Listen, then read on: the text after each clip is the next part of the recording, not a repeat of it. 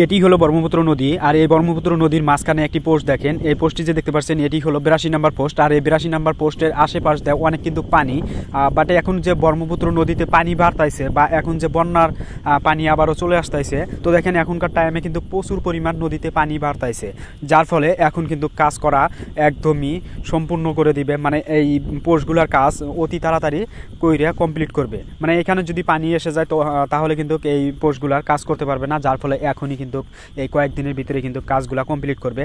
এদিকে দেখেন এদিকেকার পোস্টগুলা কিন্তু একদমই পানির মাঝখানে বা ব্রহ্মপুত্র নদীর মাঝখানে। আর এই পোস্টটি যে রয়েছে, এই পোস্টটি যে দেখাইতেছি আপনাদেরকে, এইখানে কিন্তু মাটি ফেলাইয়া এরকম করছে, মানে চতুর্পাশ দিয়ে মাটি ফেলাইয়া এইখান দিয়ে একটি রাস্তা বানাইয়া এইখান পর্যন্ত বা এই পোস্ট পর্যন্ত কিন্তু এই পোস্টের ভিতরে কি কি বস্তু আছে আপনাদেরকে দেখাবো এখন। তো আমি ফাইনালি চলে আসলাম এই পোস্টের বগলে, এবং এই পোস্টটি হলো 82 নাম্বার পোস্ট। তো দেখতে পাচ্ছেন এটি কিন্তু ব্রহ্মপুত্র নদীর মাঝখানে পোস্ট।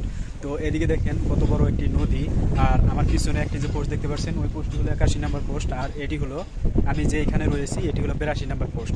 আপনাদেরকে এদিকেকার সাইডটি দেখাই, মানে নদী যে আছে, তো নদীর আশপাশ দিয়ে দেখেন এদিকেকার সাইডটি, এই দেখেন নদী, বিশাল আকারে কিন্তু নদী। এইখানে তবুও কিন্তু মাটি ফেলাইয়া এই পর্যন্ত কিন্তু আনছে, রাস্তা বানায়া এই পর্যন্ত আনছে।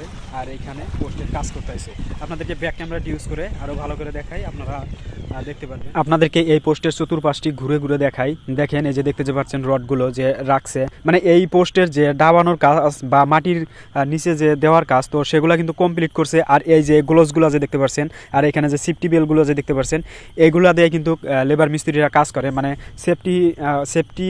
সেফটি বেল যদি না রাখে তাহলে কিন্তু ক্ষয়ক্ষতি হবে, যার কারণে লেবার মিস্ত্রির ক্ষয়ক্ষতি হবে, যার কারণে এইগুলো গ্লোভস অথবা এই যে সেফটি বেলগুলো লাগাইয়া লেবার মিস্ত্রিরা এই পোস্টগুলোর কাজ করে। আপনাদেরকে ফাইনালি এই পোস্টের চতুর্পাশটি ঘুরে ঘুরে দেখাবো এবং কি কি বস্তু রয়েছে, তো সেগুলো বস্তু আপনাদেরকে দেখাবো। এই দেখেন এই যে আপনাদেরকে যে দেখাচ্ছি এইখানকার দৃশ্যগুলো, এই যে সিমেন্টের যে বস্তুগুলো যে রাখছে এখানে, এগুলা কিন্তু পোস্টের ভিতরে দিছিল, এখন বর্তমান বাইর করছে ওইখান থেকে পোস্টের ভিতর থেকে। আর দেখেন কত সুন্দর দেখা যাচ্ছে। আর এই যে ব্রহ্মপুত্র নদীটি যে দেখতে পাচ্ছেন, এই নদীতে কিন্তু পানি বাড়া কিন্তু স্টার্ট করে দিয়েছে, মানে নদীর পানি কিন্তু এখন বাড়তাইছে আবারও, যার কারণে এখন নদীর পানি কিন্তু অনেক দেখা যাচ্ছে। মানে আর 1-1.5 মাসের ভিতরে কিন্তু নদী একদমই পানি দিয়ে ভর্তি হয়ে যাবে।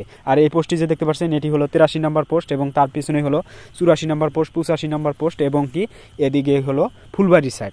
আর এদিকে যে এই পোস্টটি যে দেখতে পাচ্ছেন এটি হলো 82 নম্বর পোস্ট, এবং এই যে এদিকে যে দেখতে পাচ্ছেন এটি হলো 81 নম্বর পোস্ট, আর এদিকে হলো ধুবড়ি সাইড। আর এইখানকার এই দৃশ্যটি দেখেন, এইখানে একটি জাহাজ যে রয়েছে, এই জাহাজের পিছনেই কিন্তু ওইখানেই হলো মেন টাউন, ধুবড়ির মেন টাউন।